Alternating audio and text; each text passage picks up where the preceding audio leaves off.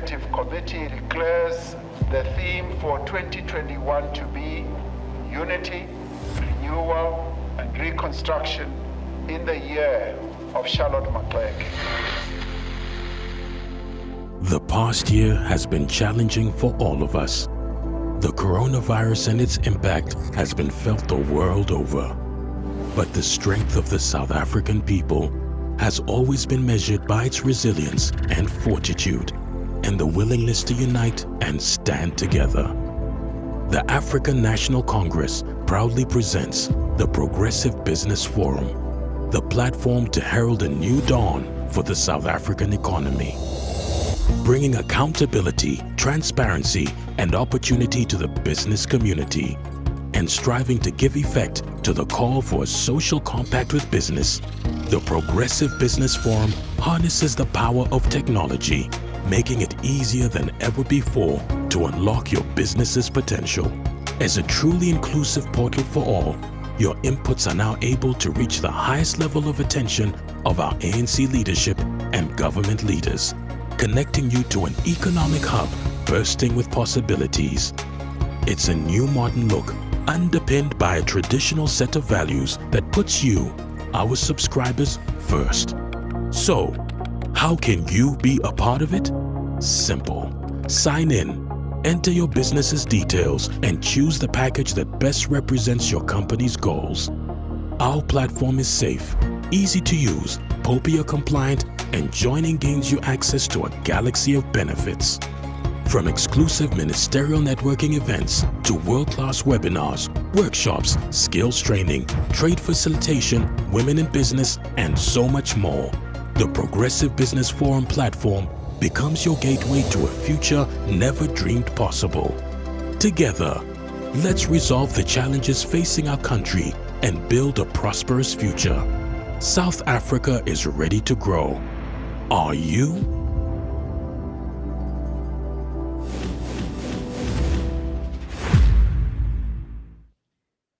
Welcome, everybody. Welcome today to a very exciting webinar from the Progressive Business Forum. My name is Sasha Müller.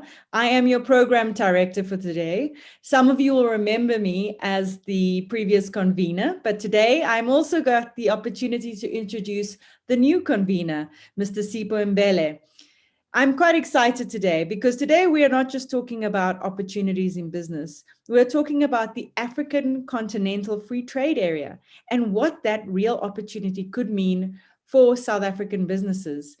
So it's quite apt that this period in time, while the whole world is dealing with protectionism, especially around COVID-19 and ways of looking inward, rising out of this, 54 African countries agreed to sign an African Continental Free Trade Agreement that will become the largest free trade agreement since the signing of the World Trade Organization in 1994. That's very significant. But what does this mean for you, the business? And in particularly, what opportunities could that bring for you for growth and for learning? Well, today we have an unbelievable list of panelists who will talk about this. And this will be from the Secretary General himself, who was part of the architecture team in building this free trade agreement, to the Deputy Minister of Department of Trade and Industry, Honourable Fikile Majola, as well as the General Manager from the ANC, Ms. Phoebe Potgieter. Excitingly, Phoebe also comes from a background of diplomacy, being the previous ambassador of Poland, as well as the Deputy Chief of Staff for the AU Commission. So we have a lot to learn. We even have businesses here today from the PBF, so PBF subscribers who are working within Africa and have worked within Africa. And they're going to talk about their experience. So just to take care of some technical side of things, for you to optimize your view, you can go to full screen. You will find that on the left-hand side, the little green button on top of your screen. Our team, our very capable technical team, will manage your view for you, so you don't need to change anything at all. If you have comments during this talk today, please feel free for the comments to go into the chat area that's below next to on your screen. And then there's a Q&A button. You can see this Q&A button over there. Please put all your questions in there. We aim to allow you the opportunity, a space to ask these questions to our excellent panelists and to be able to participate. So please make use of that space. You might want to know a lot more and be able to find more opportunities. Failing which, also always use helpdesk@pbf.org.za if you want to follow up on any information around this. I see that we have Devin Clark here from Philtech Institute for Entrepreneurship. Welcome. Thank you so much for putting a comment in.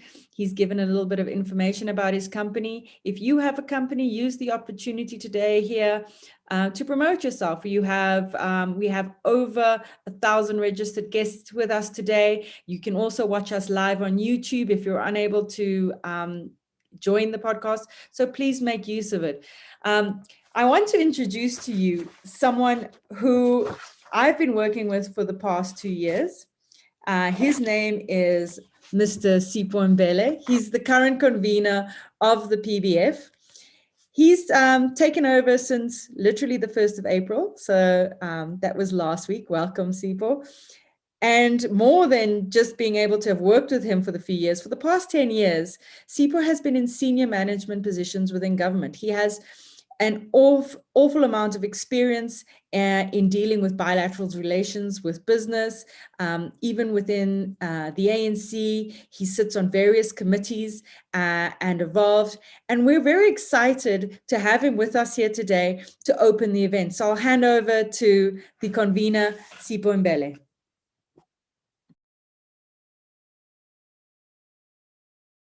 Thank you, Sasha. Program Director, the Secretary General of African Continental Free Trade Area, His Excellency Wamkele Mene, Deputy Minister of Trade and Industry, Honourable Fikile Majola, the General Manager of the African National Congress, Comrade Phoebe Potgieter, our panelists, Sandile Tyini, Petrus Mohlomi, and Bruce San. Ladies and gentlemen, it's a pleasure for Progressive Business Forum to host you today to examine the prospects for South African businesses within the African Continental Free Trade Area.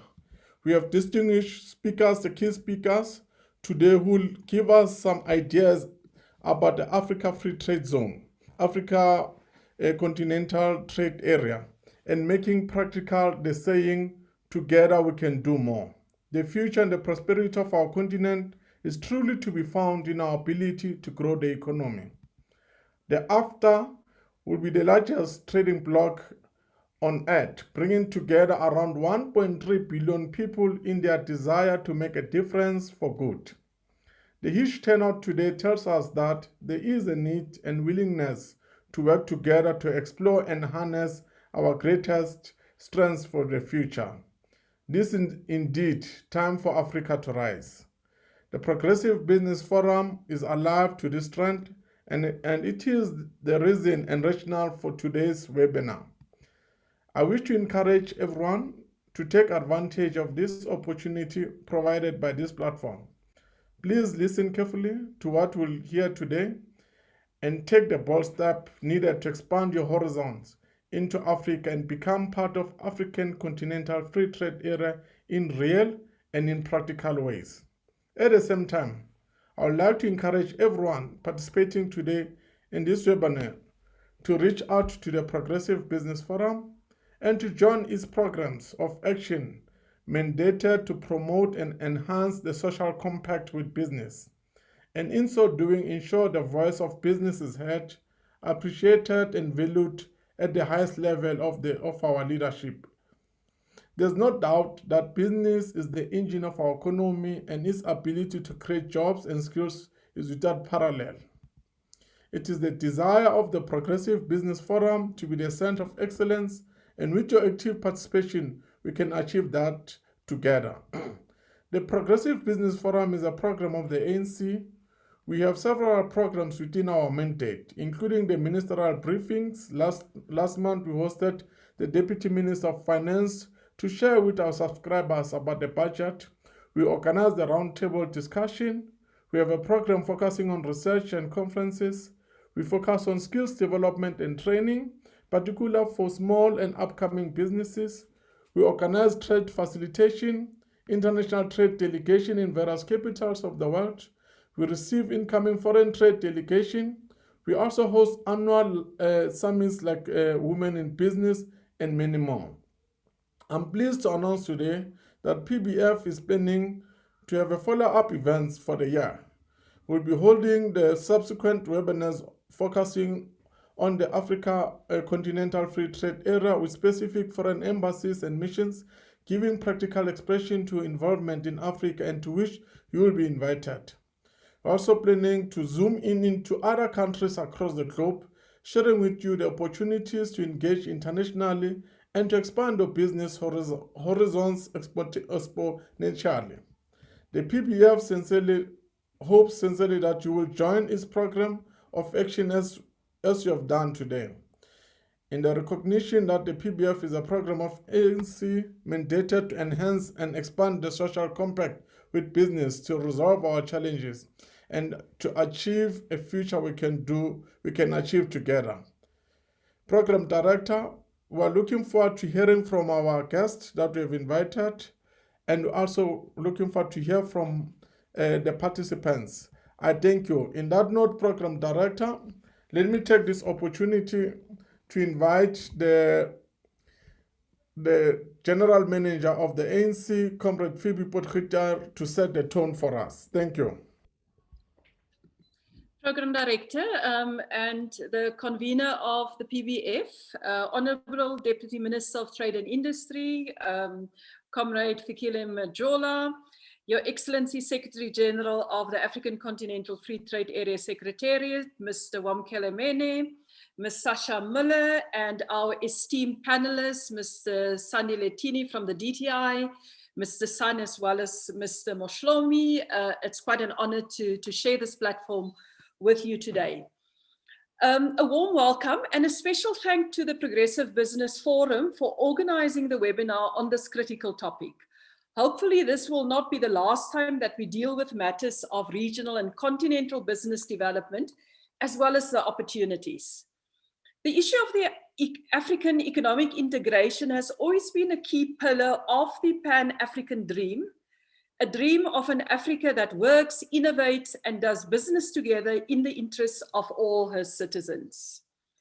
Our founding mothers and fathers from the onset knew that cooperation and the move towards globalization, and therefore the need for integration, is the direction that our world is moving towards. There is the oft-quoted statistics about how different regions trade within their region as one example.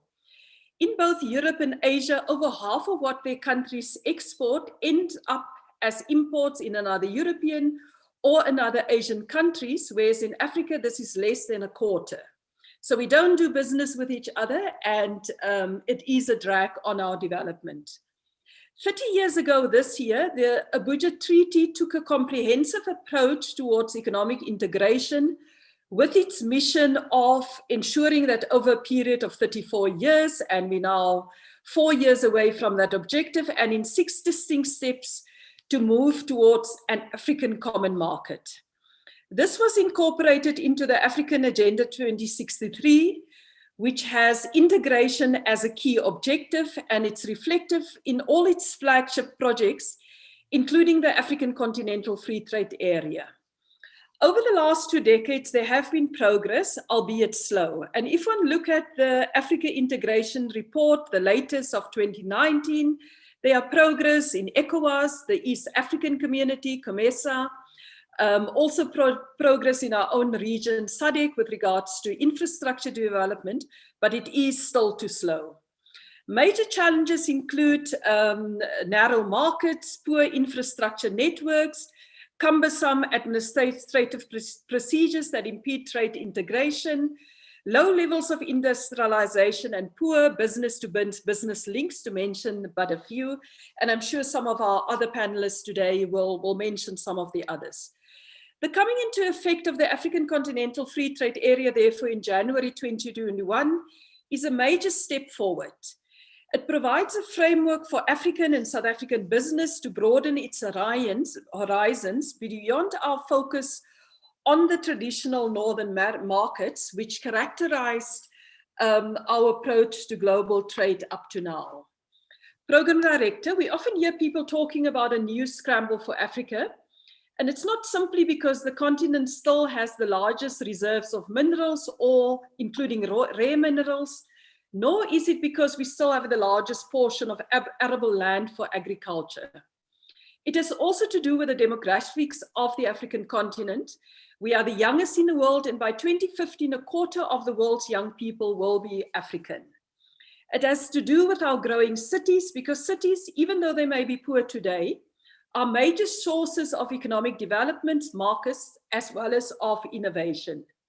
It has also to do with our growing middle and working class, and the innovations and leapfrogging which we see happening in the continent, especially with regards to ICT and energy, as well as other important technologies. As African businesses everywhere, large and small, we must not allow others to exploit these opportunities, and we just sit back and complain. There are initiatives through various business chambers, but also individual businesses to make use of these opportunities.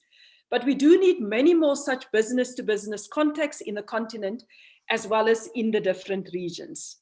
South Africa is in a unique position. We are amongst the top 5 economies in the continent.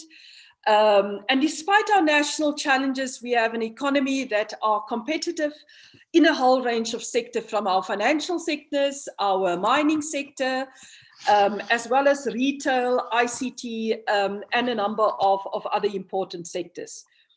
At a governmental level, we've also have a commitment towards economic diplomacy, and we see that through our commitment, the number of embassies in the African continent, which engage in economic diplomacy, as well as the role played by our Department of Trade and Industry. And then, of course, we know that our business association are also playing a role. We therefore hope that our conversation today will ignite an enthusiasm for this important mission to link our businesses, large and small, with the continent across all sectors, and help realize the dream of an Africa that is integrated, peaceful, and prosperous, and takes a rightful place in the world. As I conclude, the opportunities that the African Continental Free Trade Area has to offer, as well as the challenges, are very important, but we need to make sure that it doesn't leave out 50% of the population, which are women. And we know that the African Union, the different regional economic communities, the African Development Bank, as well as UNECA, have conducted studies about the impact potentially, as well as the opportunity for women traders, for women businesses. And therefore, as we take forward this conversation, we should not leave out that 50% of our population, which are women, as workers, as professionals, but also more specifically as business. So a warm welcome to all the participants on behalf of the African National Congress to this PBF's webinar, and we look forward to the engagements today on this critical program for our continent. Thank you very much. Thank you very much, Phoebe Potgieter. That's so true. Igniting enthusiasm to link business and the consumer, and to link the continent overall. I think South Africa at one stage a couple of years ago, we had Stronger Together. And if we could expand that over the continent, can you just imagine how strong our continent could be, being the strongest, the largest agreement in the world, and what we could do to make a difference, including women in that. I think that's an important talk globally. Women certainly bring their stick, and I know that I work extremely hard, and the women joining us today, if you have a comment to say of how you feel women can also contribute to the Africa Free Trade Area, any ideas and opportunities, please do so. Team, if you could please now just quickly put up the poll, just for interest's sake. I see we have lots of different businesses here. We have the maritime, we have services businesses, we have foreign exchange, international payment solutions, we have general suppliers. We have Rosaline Mapuranga, who's a female entrepreneur. We also have engineers here. So just want to see how many of the businesses who have joined us here today are actually already in business in Africa or have expanded their business in Africa. Just if you could just quickly answer the poll. We say that within 30 seconds, if people don't answer, then we know they won't be answering. But if you could just answer that yourself. Okay, while we do that, let's have a look who else is with us here today. We've got Cold Storage, JR Group. Welcome, Jay.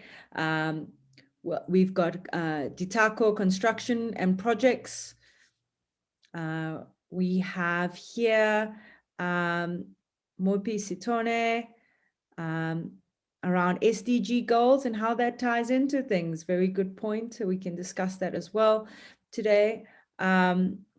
We have trading projects. Welcome. We have a really great group of and diverse group of companies with us. We have Sikaro Effects. Welcome today. Lubichem Products. So a good range of products and services across the board. So small, large businesses joining us today. Thank you so much for joining us. Let's close that poll and see how many businesses are doing business in Africa currently.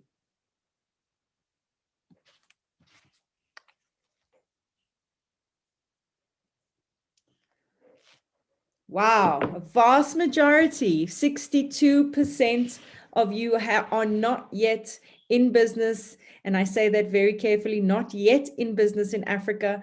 Hopefully today will open up opportunities and also allow you to see it and assess the market of how you can do business better and be able to expand your business. Thank you very much. We can close that. Today with us, I'm going to introduce the Deputy Minister, Honourable Fikile Zechariah Majola. He's the Deputy Minister of Department of Trade and Industry and Economic Development. He's been in this role since the 29th of May, 2019. He also serves as the chairperson of the Portfolio Committee of Energy, and he's a member of Parliament. He served with the youth structures and UDF structures in the 1980s in the Southern Transvaal region, where he played a key role in re-establishment of the ANC and the SACP structures. He then joined NIHAU as an organizer of the Vaal branch in 1990. He was elected as Regional Secretary of NIHAU, Western Transvaal in 1992. And then served at NIHAU's Assistant General Secretary in the acting capacity in 1994 and was eventually elected to that position in 1995. He has become the Secretary General in 1998 after being elected in the Congress held in Durban and has been re-elected in that position 2001, 2004, and 2007. I'm quite excited to welcome the Deputy Minister. I know this program is very close to his heart. He manages it and looks at it very closely. So excited to hear from the Department of Trade and Industry where things are going and what really I was scared of how to pronounce it. So I was like, do I say AfCFTA, AfCFTA? And I was told that I can say AfCFTA. So I'm going to refer to everything now as AfCFTA, Africa Free Trade Area. Deputy Minister, welcome and thank you so much for joining us today.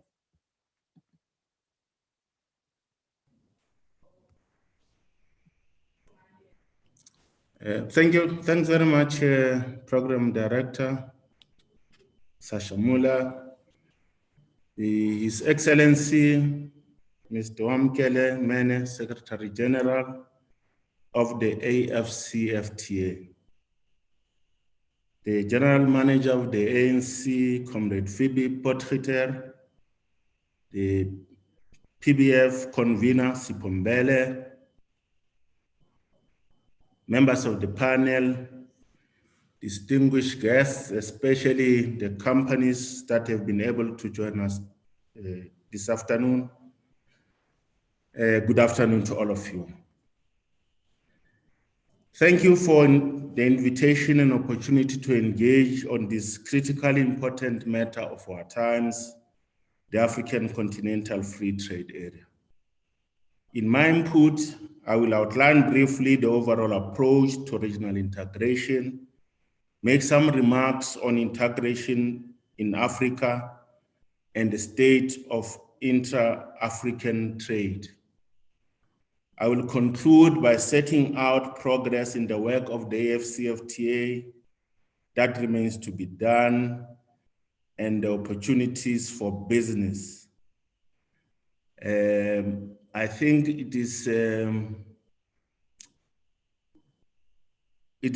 safe assumption that His Excellency the Secretary General will spend some time on the progress of work of the AfCFTA.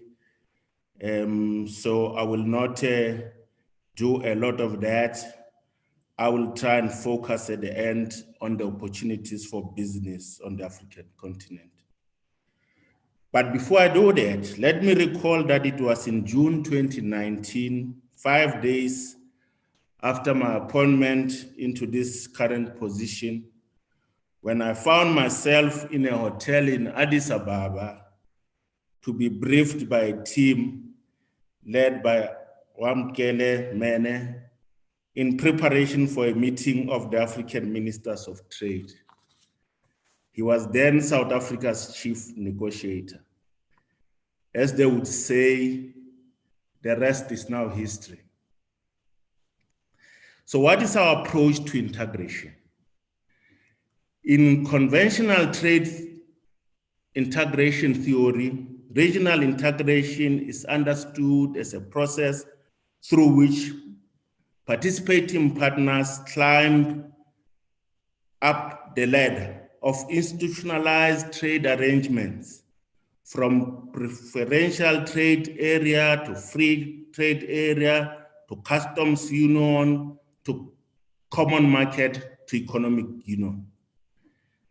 The latter approach to integration has been criticized as not being appropriate in developing regions. In developing regions, the major barriers to increasing inter-regional trade are not just tariffs, but rather real economy, productive constraints, underdeveloped production structures, and inadequate infrastructure that Phoebe Potter referred to earlier. If one underdeveloped country's trade profile is dominated by export of primary products and it does little processing in its domestic economy, it has little to trade with its neighbor whose specialization is also export of primary raw materials. An alternate approach is needed, which is the developmental integration approach. In this perspective, we argue that trade integration needs to be seen as only part of a broader integration strategy. It must be accompanied by cooperation to overcome infrastructure backlogs and policy cooperation to promote economic diversification, including industrial development. So to just look at the history of where we have come, African integration is a long-standing continental objective. From the dawn of the independence, virtually all African countries have embraced regionalism.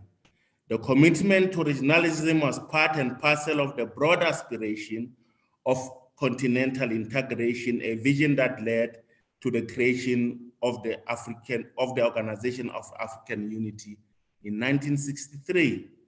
Integration is seen as an essential to overcome the limitations of small, fragmented economies established under colonialism. Integration in Africa since then has proceeded at a subcontinental level, notably the Economic Community of West African States, the Economic Community of Central African States, East African Community, the Southern African Development Community, and the Southern African Customs Union. The AfCFTA builds on these arrangements and does not replace them. Very importantly, the strategy document Agenda 2063, the Africa we want, adopted by the AU in 2015, speaks of structural transformation that is in line with recent developments on regional integration. The document fully reflects the development integration approach for the continent. There is currently ongoing work under the Program for Infrastructure Development in Africa and the Specialized Technical Committee on Trade, Industry, and Mineral Resources, which dealing with industrialization on the continent. The AfCFTA should therefore be seen as the market integration pillar of the broader development integration agenda of the African continent. So what is the broader context for intra-Africa trade? So we use in the DTIC these figures just to illustrate the place of Africa in the broader scheme of things, or as others would put it, in the ordering of world affairs. And this, the example of these figures are, Africa has 17% of the world's population, 3% of the world's GDP, 3% of the world's trade, 2% of the world's manufacturing output, and only 1% of the world's steel production. We argue that policy initiatives like trade must change this status quo. There is a general concern that Africa's share of world trade is small, estimated at 3%. Interregional trade is also relatively small, between 16 and 18%, and this compares to intra-Asian trade at 52%, North American trade at 50%, and intra-EU trade at around 70%. While this is the case, it is important to consider that despite the fact that commodities to the rest of the world dominate Africa's exports, such as oil and minerals, Africa is by far the second most important export market for most African countries, behind Europe. 7 African countries count Africa as their main export market, and 25 count it as their second most important market. So the point we're trying to make is that whilst inter-Africa trade is still very slow, but we have already made progress. And more importantly, intra-Africa trade is largely in value-added manufactured products, and over 3/4 of intra-African trade takes place within regional trading blocks that I referred to earlier. I will not deal with the scope and the objectives of the AfCFTA. Once again, I want to safely assume that His Excellency, the Secretary General, will attend to this matter, and perhaps our Chief Director, Sandile Tyini, will also tackle some of these issues. I just want to reflect on progress made, which I'm quite certain Secretary General will refer to. The AU launched the AfCFTA negotiations at the 25th summit on 15 June 2015 in Johannesburg. 54 out of the 55 AU members have signed the AfCFTA, excluding Eritrea. The AU heads of state adopted the legal instruments establishing the AfCFTA on 21 March 2018 in Kigali. The AfCFTA formally entered into force on 30 May 2019 with about 22 ratifications, and to date, we now have 36 members who have now ratified the AfCFTA. Sandile, who's part of the panel from the DTIC, would probably deal with the legal architecture of the AfCFTA, a matter that I would like to leave to him. And Secretary General, I think that as the person in the driving seat of the AfCFTA, you would take the webinar through the issues that are outstanding that we need to deal with to ensure full implementation of the AfCFTA.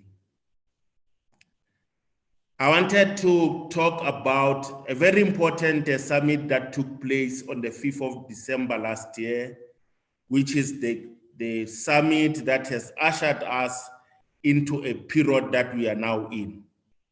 It is the summit that finally said trade amongst African countries can now commence. I am quite certain that Secretary General will give us feedback on the specific issues arising out of that December summit and the status of implementation of the free trade area. Let me do this first. In SACU, Botswana is here to ratify the agreement, but it has indicated that other SACU members can move ahead while it completes its internal processes.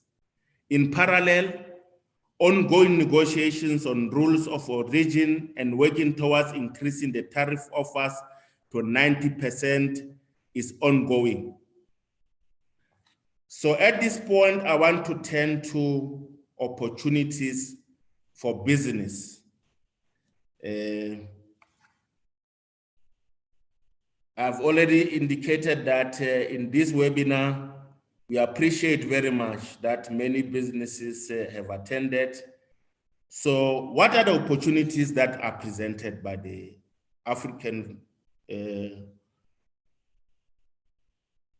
AfCFTA for South Africa's businesses?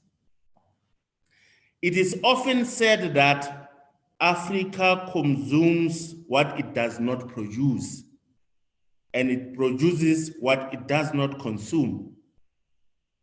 African countries imported 8 trillion of goods in 2019, but only 1 trillion came from other African countries.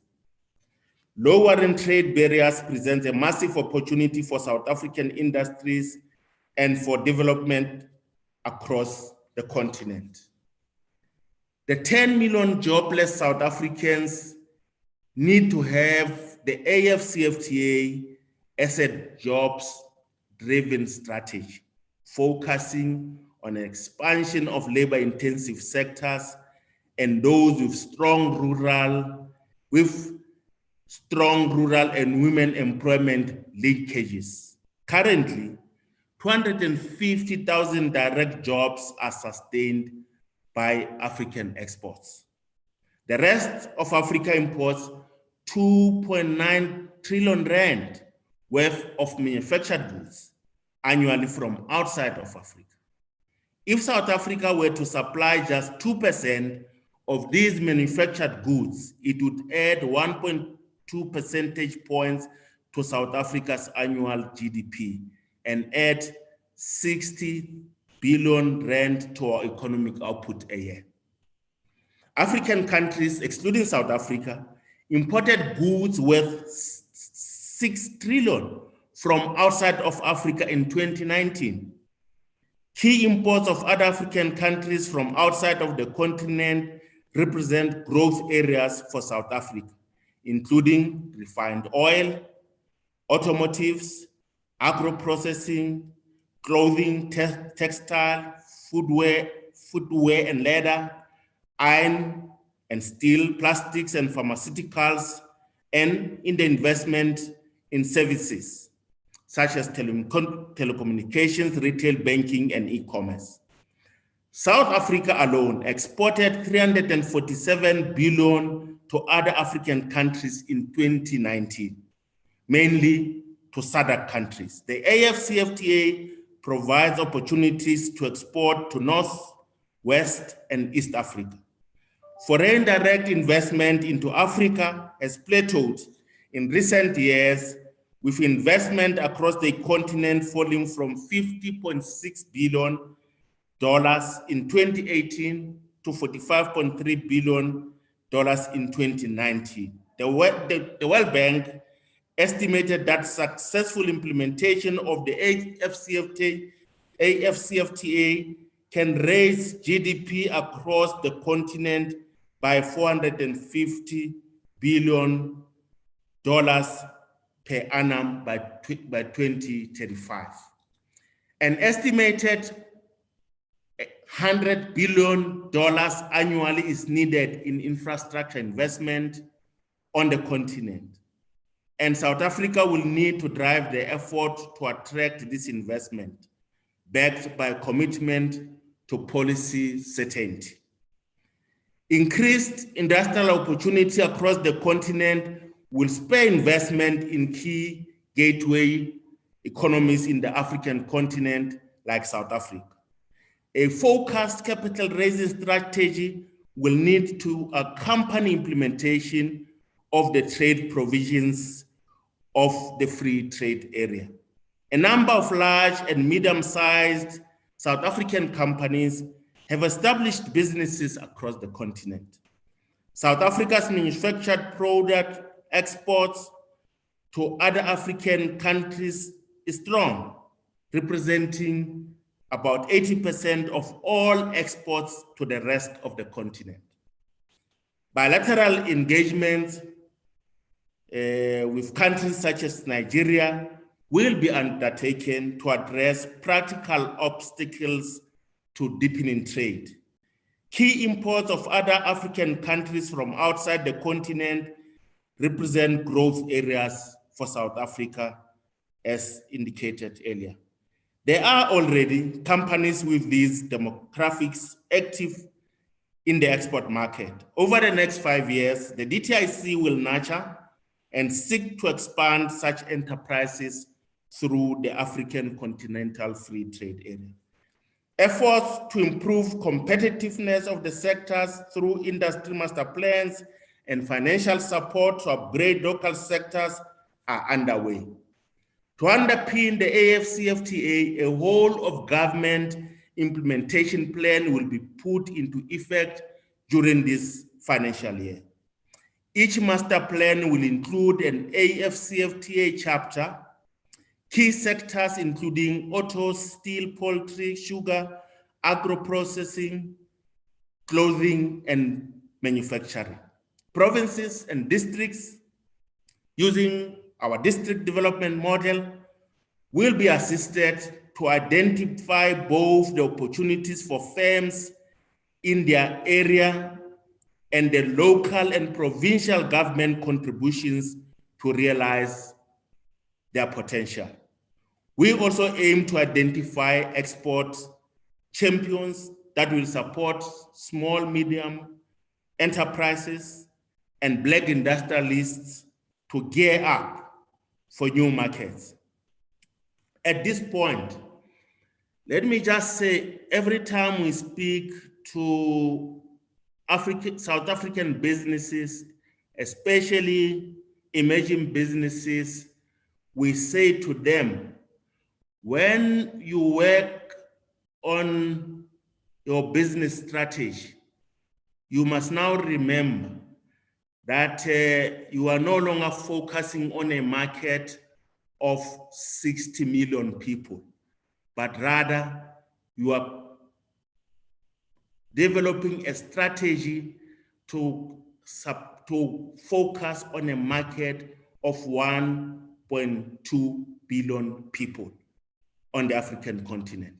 So this requires a shift of mindset that what we do as South African companies will no longer be doing just for South Africa, but for the whole continent. As I conclude, I wish to say that the African Continental Free Trade Area brings us a step closer to realizing the historic vision of an integrated market in Africa and creating a basis for increasing inter-African trade. We must complement and consolidate parallel AU work on infrastructure and industrial development pillars, build supply capacity to take advantage of more African markets. We must also take to heart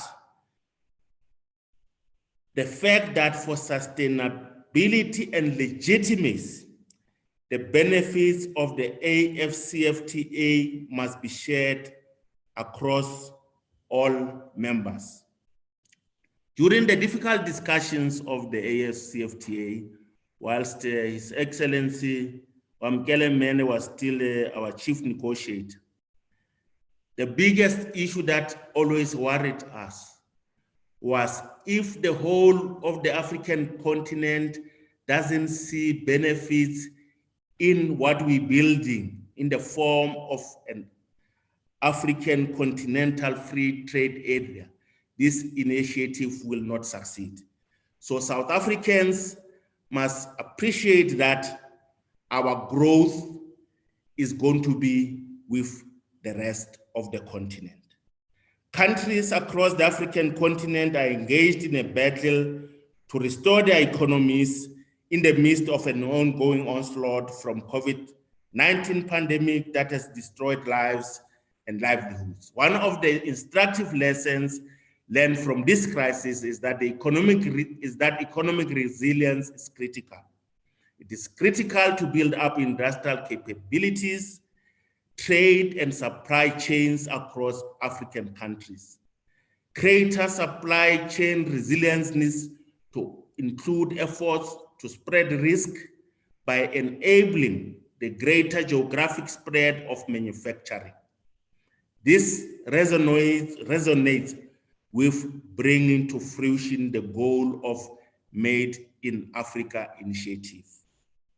Our forebears expect of us to seize the opportunity presented by the African Continental Free Trade Area, which is aimed at boosting inter-Africa trade. With that, Program Director and all our guests, I would like to thank you. Thank you so much, Minister. Wow. I'm going to repeat some words that you've just said there. You said South African businesses should not be thinking of a strategy for 60 million people, but for 1.2 billion people, because the opportunity is not for us alone in South Africa, it's for the whole of Africa. Thank you so much, Minister. And you know, that is such an important thing to think. Like I was saying about the stronger together element. We as South Africans have always seen our own context. So let me look at my little provincial influence, my greater influence of maybe the larger South Africa. Do I have a national or provincial footprint? It's one of those questions they even ask you when you fill out your forms and register your business. But should our automatic thought not be just the African? Because we are in Africa together. And it's not just what we can do and send to the rest of Africa, but it's also what we can gain and learn and also be able to sell into South Africa, because there are so many resources in Africa, so many skills that we can learn from our brothers and sisters and other businesses in Africa. And the AfCFTA really provides a platform for that. So one of the other things the minister mentioned was that it is a market integration pillar of the broader context of inter-Africa trade. Now, it may seem like an ambitious measure to unify Africa, but it's going to be progressively implemented. And if you remember our ex-president Mandela, he said once, it always seems impossible until it's done. And here we've already taken the first steps. And we have with us His Excellency Juan Kelemene, a fellow South African, was elected by the 33rd Ordinary Session of the Assembly of Heads of State of Government of the African Union to the position of Secretary General of the African Continental Free Trade Area. Very proud to have him here today. Comes from previously, before being elected, he was the Chief Director of Africa Economic Relations at the Department of Trade and Industry of South Africa. So he was within the department. He was also Africa's Chief Trade Negotiator, as the minister mentioned. Prior to assuming the position, Wamkele was Director of International Trade Law and Investment Law of the Department of Trade and Industry. He is a trained lawyer by profession, and I see that he has done his law degree at Rhodes University in South Africa. Without further ado, I welcome the Secretary, His Excellency, the Secretary General, Wamkele Mene. Thank you. Thank you very much, Program Director. And if I may, Comrade Sasha, I want to thank the Honourable Deputy Minister for his remarks, a very comprehensive overview of the fundamentals of the African Continental Free Trade Area. I think he has made my job very, very easy this afternoon. I also want to thank Comrade Phoebe Potgieter for reminding us that actually this agenda of market integration comes from as far back as the Organization of African Unity, and more recently the Abuja Treaty, as well as the Lagos Plan of Action, on which we are building. And I think it's very important to bear that in mind, that yes, in Africa, to a large extent, we have achieved a political integration to an extent, but this market integration remains outstanding. It is really very encouraging that today we have 37 countries that have ratified the agreement establishing the AfCFTA. The 37th country is as recent as last week, and that is the DRC, that have ratified the agreement. We are faced with, we are waiting for 19 other countries to deposit their instruments, to ratify and deposit their instruments of ratification. And I am confident that they will do so in the near future, which means that this, as you said, Comrade Program Director, which means that this will be actually the world's largest free trade area after the WTO. And it presents us with very unique opportunities that, in my view, I don't think we will ever have again if we don't make use of this AfCFTA as an instrument for integrating the market on the African continent. As the Honourable Deputy Minister set out, the character of Africa's economy is not positive. For the last 60 years has not been positive. We continued to be an exporter of primary commodities.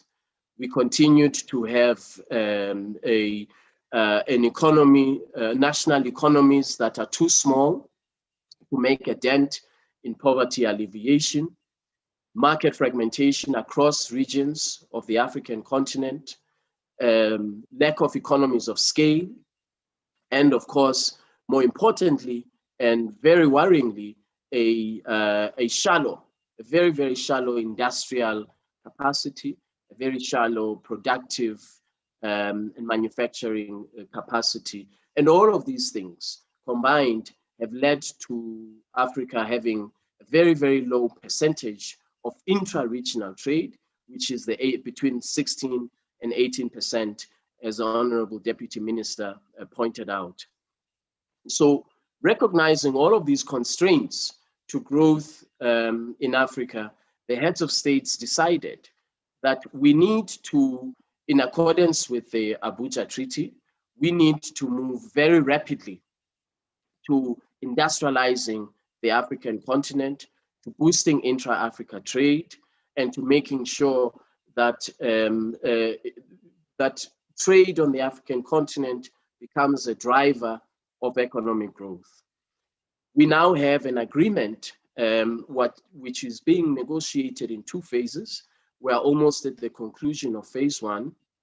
We have an agreement that is very comprehensive, that covers trade in goods, trade in services, and we will eventually also include competition policy, investment protection, intellectual property rights, and of course, digital trade or e-commerce, which is a very important part of Africa's economy, as we have seen with the onset of COVID-19.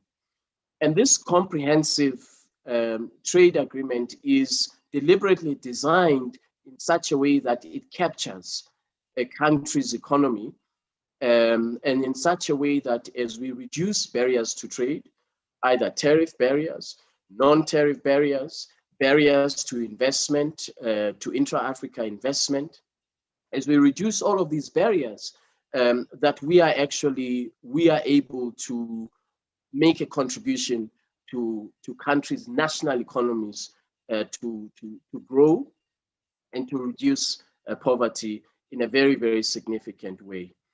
I'm very sorry, Madam Program Director, there is a sound. That is because I'm in a hotel in Namibia and they are doing a fire test. So I apologize for the background noise. Now, this agreement, it has to be Africa's last opportunity to boost intra-Africa trade beyond the 18%, to diversify Africa's economy, and to position Africa as a market that can be globally competitive. Why should businesses pay attention to this, as the Deputy Minister was urging us to do? Well, it is because for the first time, we now offer an opportunity to scale, to expand the market, to expand the commercial presence beyond SACU, beyond SADC, into new markets in West Africa, in East Africa, and of course, in North Africa and other regions of the continent. It is a market of 1.2 billion people and a market that is with a combined GDP of 3.4 trillion United States dollars, which is projected by the year 2035, which is projected to be a combined GDP of close to 8 trillion United States dollars. Africa combined can be and has the potential to be as competitive as India and to be as competitive as the market in China. Again, my apologies for the test in the. Again, my apologies for that disturbance. But when you look at how India and China have become competitive, to an extent, they were inward looking. They leveraged on the large populations that they have to position themselves for export-led growth. They did not start with export-led growth. They started by looking at the inward domestic market and how they can leverage the inward domestic market for expansion into other regions of the world and to become globally competitive. And that is precisely what Africa should be modeling, that is what we should be looking at as Africa.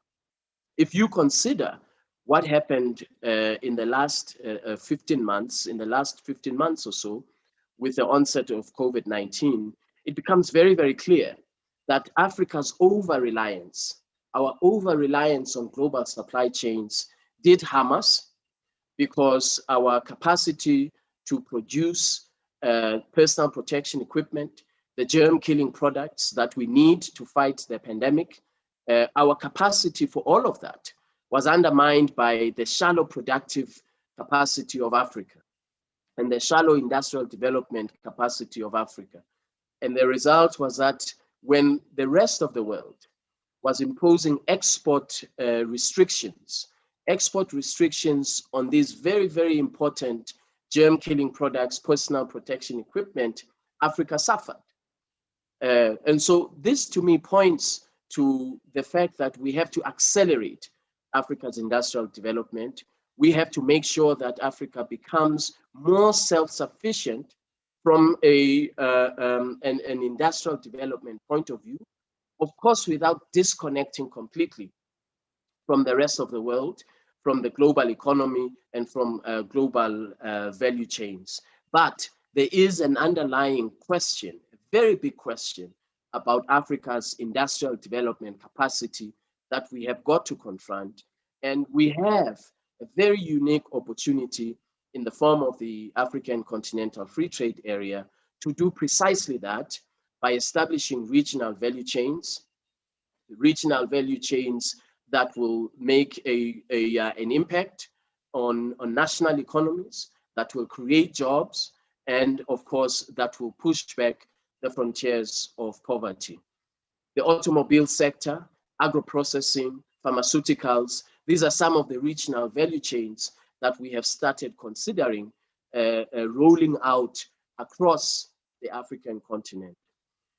A very big producer of the automobile sector, they have said to me, and they are globally competitive, they have said to me, one of the reasons why we have not been investing in Africa is because of this fragmentation of rules. When you are in West Africa, the local content for automobiles is 30%. In Southern Africa, it's 40%. In East Africa, it's maybe 45%. So what we've done now is we have negotiated a single set of rules for trade and investment on the African continent, which will create market certainty and predictability for you as investors and business people. You will now know what tariffs apply to you across the African continent, what regulations will apply to you across the African continent in a range of different sectors, whether it is financial services. So this is very, very important from a business point of view, market certainty and predictability. Also, through these rules, these trade rules that we have established, we are now in a position to confront the challenge of ease of doing business on the African continent. When you look at the World Bank Index of ease of doing business, very, very few countries are at the top end of ease of doing business, with the exception of probably Rwanda and a few others. But in general, doing business on the African continent has proven for the last few decades to be incredibly difficult because investors, businesses, exporters, they have all of these different regulations, different rules that they had to adhere to. And now that we are presenting a single set for customs procedures, for trade facilitation, for goods in transit, all of us, all 55 of us eventually will be applying exactly the same rules for ease of doing business.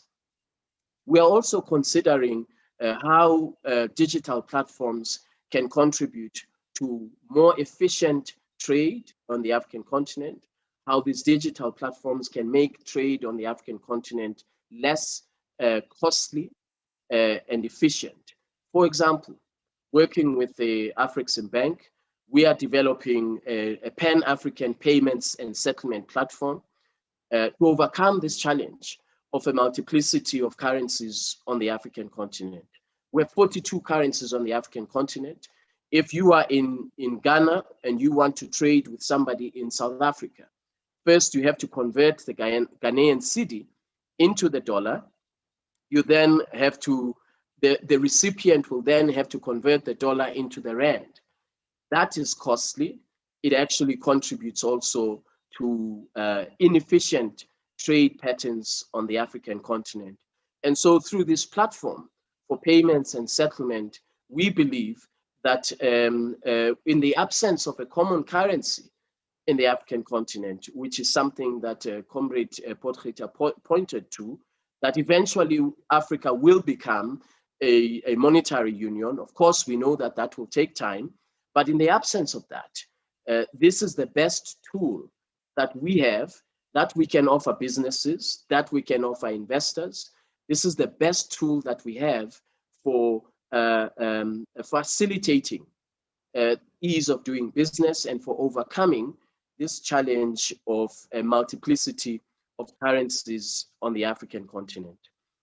Now, we know that there will be countries who will be immediate beneficiaries. South Africa, Namibia, where I am in today, Kenya, Morocco, Egypt, countries that are relatively industrialized, that have a relative industrial base and manufacturing capacity. These will be the countries that will benefit immediately. However, we have got to take concrete steps to make sure that even countries that today may not have the industrial capacity, in 30 to 40 years' time, the AfCFTA positions them on a trajectory for industrial development so that they too can benefit from this agreement. So we are introducing an adjustment facility, an AfCFTA adjustment facility, which will position countries that may suffer short-term revenue losses as a result of reducing tariffs or as a result of eliminating tariffs. We will mobilize up to $7 billion. We are working with Afreximbank in this regard, so that these countries can also see benefits, even though they may in the short term experience losses in their revenue as a result of reduction of tariffs, so that we have financial support to enable productive investment in those countries. Let me give you an example. If you go to West Africa, countries like Burkina Faso, Mali, cotton producing countries who have the raw material, but who don't have, as we speak, the capital machinery that is required to enable them to be globally competitive.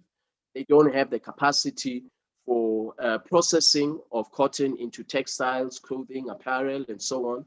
This adjustment facility is intended to invest in those productive sectors in those particular countries that will experience these short-term revenue losses.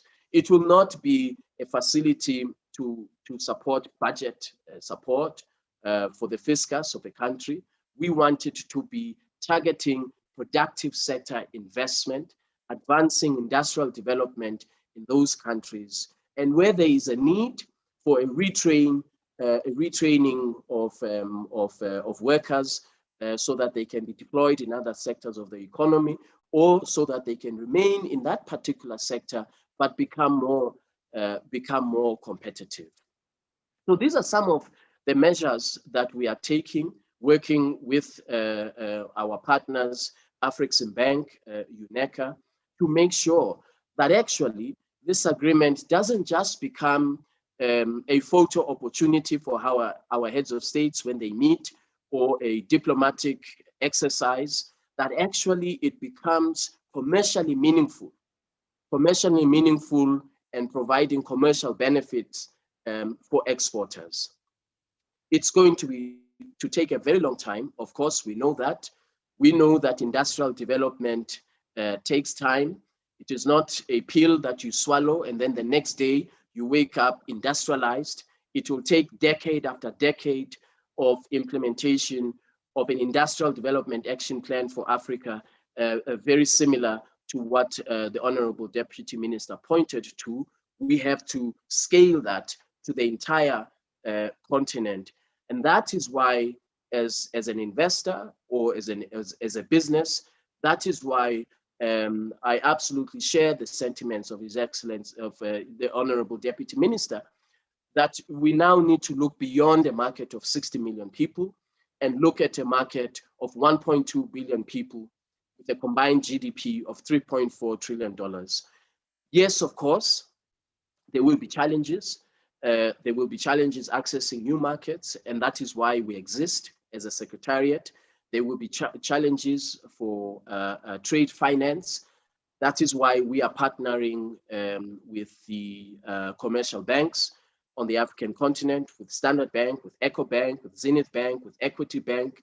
I have met with all of the CEOs of these banks to make sure that we mobilize a trade finance facility that will assist small, medium enterprises, which are led primarily by women, to assist small, medium enterprises, to assist our exporters, to make use of the new markets that this agreement shall create in West Africa, in East Africa, as well, of course, as North Africa. So these are real market commercial opportunities that we are presenting through this agreement. And where there were challenges before, challenges related to dispute settlement, to disputes around investment, around commercial activity, in the agreement, we have built into it a dispute settlement mechanism, which will be divorced from national courts. It shall operate as an international, under the AfCFTA, as an international body that adjudicates disputes on investment, so that where you have a dispute, you don't have to go to London, New York, or Paris. You don't have to resolve the dispute using rules of the ICC or UNCITRAL. We have developed our own rules in the African continent to make sure that, that we are all adhering to the market access obligations that we have committed to when we ratified this agreement. Let me conclude, if I may, by saying the following. The projections that the Honourable Deputy Minister told us, very positive projections. Their potential to lift 100 million Africans out of poverty, 70 million Africans out of moderate poverty, 30 million Africans out of extreme poverty by the projections of the World Bank are certainly positive and encouraging. But they shall not happen by chance, and they shall not happen on their own. We as Africans will have to take our destiny into our own hands, take concrete action to make sure that we do realize an integrated market on the African continent, and that we do actually see poverty reduction, and that we see barriers to trade on the continent being significantly reduced over the next 15 years or so. We know from the experience of other regions, we know that trade can be a tool for broader economic development. It can be a tool that we can deploy to push back the frontiers of poverty and to make sure that we create opportunities for young people, for young Africans, so that young Africans stop dying and being buried deep in the oceans of the Mediterranean as they're going to Europe in search of better opportunities. We create those opportunities here on the African continent, and we make sure that this agreement captures the future of Africa. Because trade agreements are not about the past. Trade agreements are about the future. And therefore, in the wisdom of the Assembly of Heads of States, this is an instrument that will capture the future of Africa's economy going forward. Even in the middle of COVID-19, this agreement offers an opportunity for us to recover from COVID-19. It is an opportunity where we aggressively implement it where we reduce aggressively the barriers to trade, we have an opportunity that trade can be Africa's stimulus package. Whilst other countries around the world, United States is now close to $10 trillion in economic recovery that it is providing to its economy. The European Union is close to 800 billion euros. No African country has the monetary policy space, the fiscal policy space to provide such a large economic recovery tool. For us in Africa, implementation of this agreement is our potential recovery tool, because boosting intra-Africa trade year on year can contribute to economic recovery.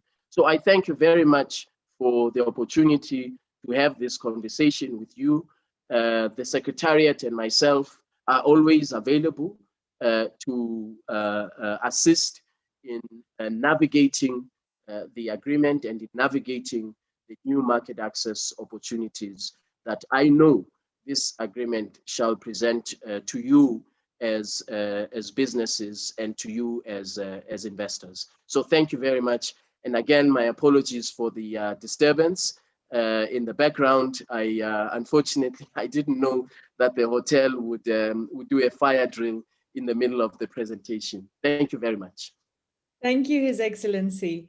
Wow, I have goosebumps all over me just after hearing you speak, even with sirens ringing in the background. Perhaps what you meant even touched the shores of Namibia where you were there in that space.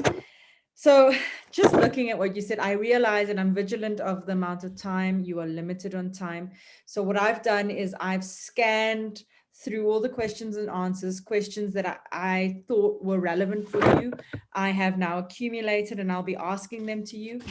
Just to the audience here today, if anybody has any questions you would like to direct to His Excellency, please put it in the questions and answer now, and I'll add it to it. I will be addressing the questions to you in forms of 3. You said something so amazing in the end. You said, Africa has the opportunity of making inter-trade our stimulus package. And, you know, that we as Africans take trade into our own destiny, and by using this integrated market approach, we can really take ourselves out of poverty and help each other.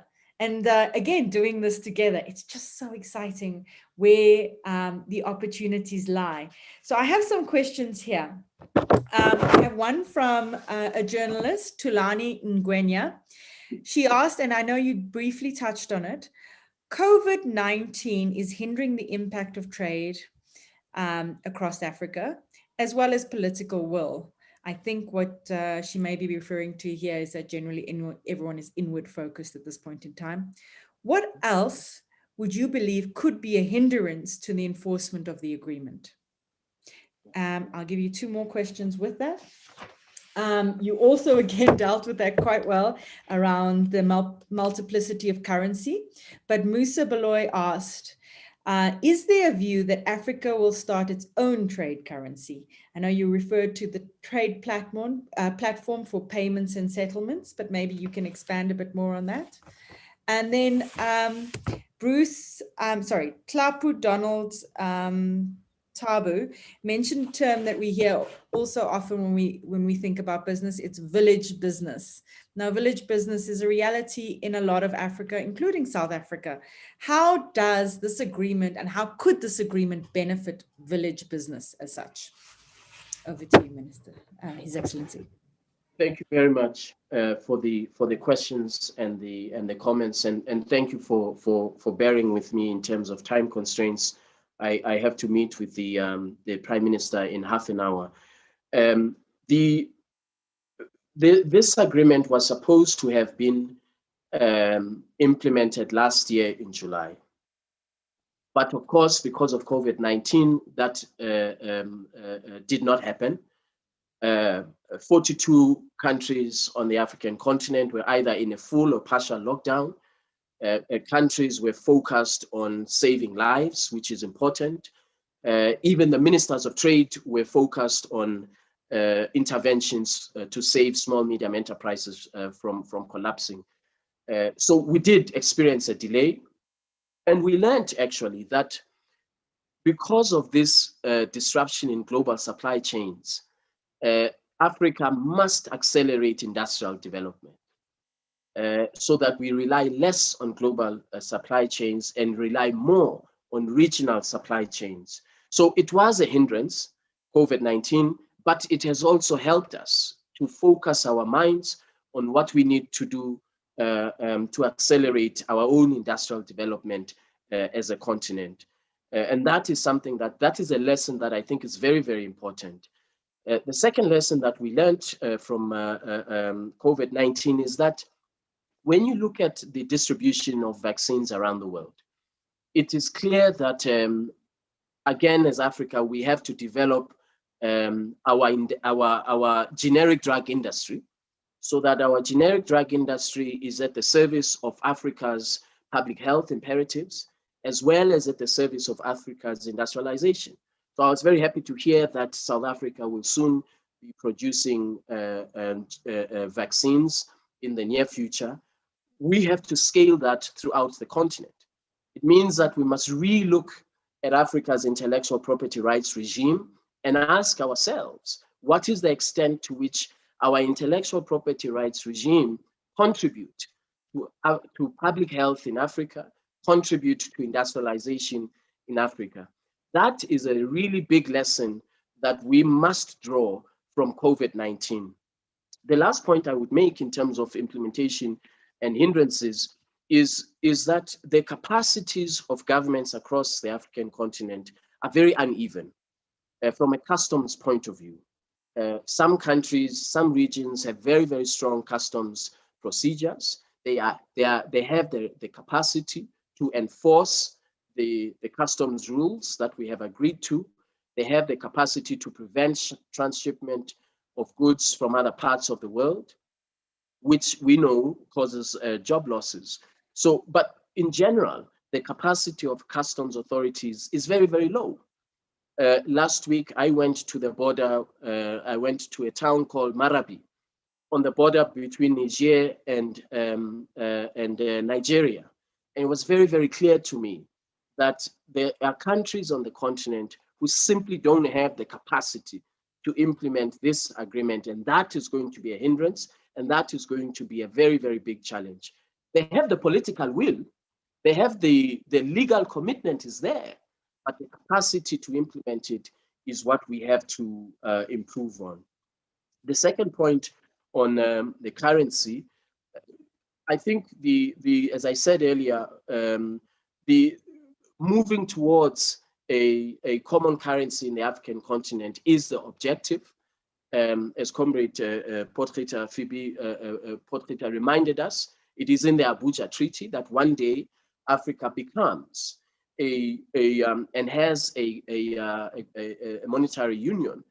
But of course, we know there are a range of challenges that are related to that. You have to deal with macroeconomic convergence and so on.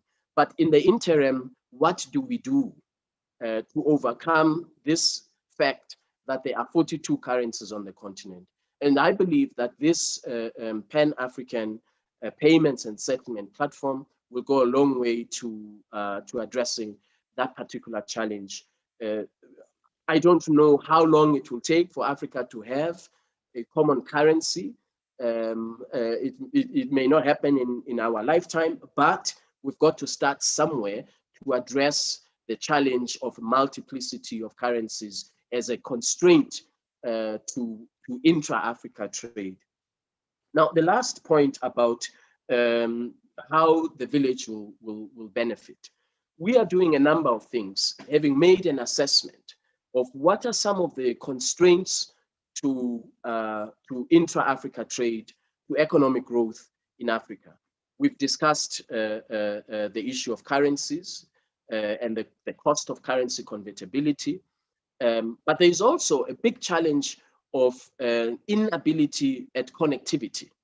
So we are going to launch by June digital platforms that will enable connectivity of small medium enterprises The big corporations don't need me. Standard Bank doesn't need me. The market is open. They can roll out into the market the very next day. But small and medium enterprises is where we want to focus in terms of digital platforms that will enable immediate connectivity. And these digital platforms will have a range of tools. They will have a due diligence tool so that you know who your counterparty is. They will have a tool for rules of origin or local content requirements so that you will know what local content requirements are applicable in a particular sector. The digital platform will also have customs procedures. And more importantly, the digital platform, once we have concluded with the commercial banks, the negotiations on the trade finance facility, which is primarily for small and medium enterprises, they will be able to access those funds through these digital platforms. The shape, and we want to fundamentally restructure the way in which we do business on the African continent. And digital platforms offer us the opportunity to do that. So we have I keep emphasizing, a very, very unique opportunity through this agreement. Yes, it's going to be incredibly difficult. It's going to be very, very challenging. But the alternative, in my view, the alternative is not acceptable. And the alternative is continued market fragmentation, continued colonial economic model, which we are sustaining, and continued smallness of national economies, never achieving economies of scale as individual countries or as individual regions. That is the alternative if we don't implement this agreement. Thank you very much. Thank you, His Excellency. Sure. Thank you for answering that so well. And you're right. The alternative is not an option. So you have our support at the PBF. I'm sure the convener will agree with that. I am aware of the time, so we will let you go. I see there are a few other questions here, but if you don't mind, we will email that to your office if you can assist with the answers with that. So proud to have a fellow South African in the role, in the first point in the role. Well done. We're excited to see where is next. Thank you very much. Thank you very much, and thank you for inviting me. Certainly, I'm happy to take questions in writing, but I will leave the difficult questions for Honourable Deputy Minister Fikile Majola. He will answer the more difficult questions with the help of my former colleague, Sandile. But thank you very much for the opportunity. Thank you, His Excellency. I love how you just left it in the hands of the Deputy Minister. I think we need to have a bet running there, and he will be able to answer it better. And in talking about the next speaker, His Excellency also mentioned that it's the current Chief Director of Africa Economic Relations. His Excellency Wamkele, in fact, held that exact role prior to taking up his current role, as well as that of Chief Negotiator. But Sandile, I know a lot was covered today. I'm excited on the more technical side. So nuts and bolts of things. Where is this opportunity? Perhaps you want to share with us more from the extent of the agreement, what it really means. We've heard things about talking it in phased implementation. I think many of the people today, and including myself, even though I've done a bit of reading, is not very clear what that phased implementation really means. And perhaps you can go into that and what is the progress. We also have other questions here like, which countries are included? You don't have to go through all of them, but I know that Morocco is included because I saw earlier today there was a webinar on the automotive industry and the opportunity in the Africa Free Trade Area. So Sandile, Chief Director of the African Multilateral Economic Relations, also a former diplomat on international relations within the US, was based in the US, luckily came home to us in 2016, was it? Am I correct there? That's correct. That's correct. So we're happy to have you back home with us, and we'd like to know, how do we access the DTI? Of course, we will save the difficult questions for the Minister, as His Excellency asked us to. Over to you.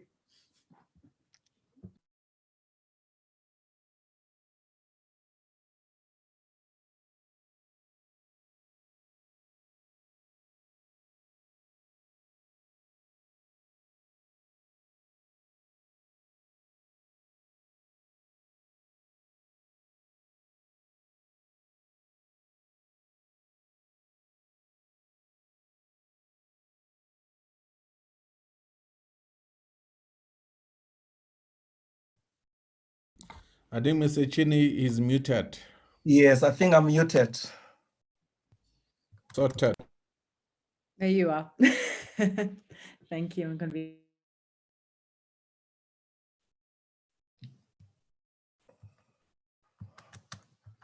Are you gonna mute the video as well, or I can just speak from the slide? Oh, does the video have sound? My apologies. Okay, but I was just gonna put a presentation Yes. on this. So you can talk to the slide. Okay. Now, thank you very much. As I said to the convener earlier, that after I saw that the Deputy Minister was going to be speaking, I was wondering what else can I say. And now more so after hearing also the Secretary General, it just shows that indeed I was correct to say that they have covered everything. So I would rather say that my presentation is more to be a visual version of what they have said. And basically it will also say for those who don't listen or read by hearing only, but those who do it visually. And so my slide was also quite comprehensive, so I will try as much as I can to skip many of the areas that they covered. I think in the beginning, they covered the fact that in terms of the scheme of the world, we have a large population, and yet our participation rate is very small in terms of the economy, in terms of trade, as well as manufacturing. And lastly, and also, it also points to the fact that the AfCFTA actually should be seen as a policy intervention to try to address these challenges. Because what it does, it seeks to ensure that there is greater intra-Africa trade, just there is in Asia, just there is in North America, that's just there is in the EU. And also it provides an opportunity to address the legacy of colonialism, in which we are exporters of raw materials and importers of capital goods and consumer goods. However, in spite of that, I think the minister made it clear that the good thing about intra-Africa trade compared to what we trade with the rest of the world is the fact that when we trade with each other, we trade value-added products. That is, products that are sustainable, that create employment, that are not subject to the fluctuations in international prices. So therefore, that's what makes intra-Africa trade important and valuable for us. Another point I can make is the fact that the trade that currently takes place amongst African countries is amongst countries that are in regional blocks. For instance, South Africa's trade with Africa, it accounts for 26% of our global trade. It has surpassed the EU, our trade with the EU. And of that trade, 80% of that is trade within a regional bloc, in this case, SADC. So what does it mean? It means, therefore, when we have this AfCFTA in place, we will multiply and grow our trade in multiples, because now we'll be entering into a bigger regional trade bloc when we trade across regional trade blocks. For instance, now we're in SADC, so this AfCFTA gives us an opportunity to trade with East Africa, with Central, West, and North Africa. And also the important thing about this AfCFTA is the fact that it provides us with an opportunity to expand our value-added production and exports, because currently we export to the rest of the world minerals and unprocessed products. Now, when we trade with each other, it's value-added products. But given not just COVID-19, even prior to that, we had protectionism, where countries were closing borders unilaterally in defiance of global WTO rules. And South Africa was hard hit in the fact that the US, when it closed its market to our steel and other products, our industry suffered. So this AfCFTA provides us with an opportunity to diversify and consolidate our trade with Africa, where we know, because now we've got rules that are set, they will be sustainable and indefinite. In terms of the phases, I can just state the fact that this goods is mostly aimed at reducing barriers to trade.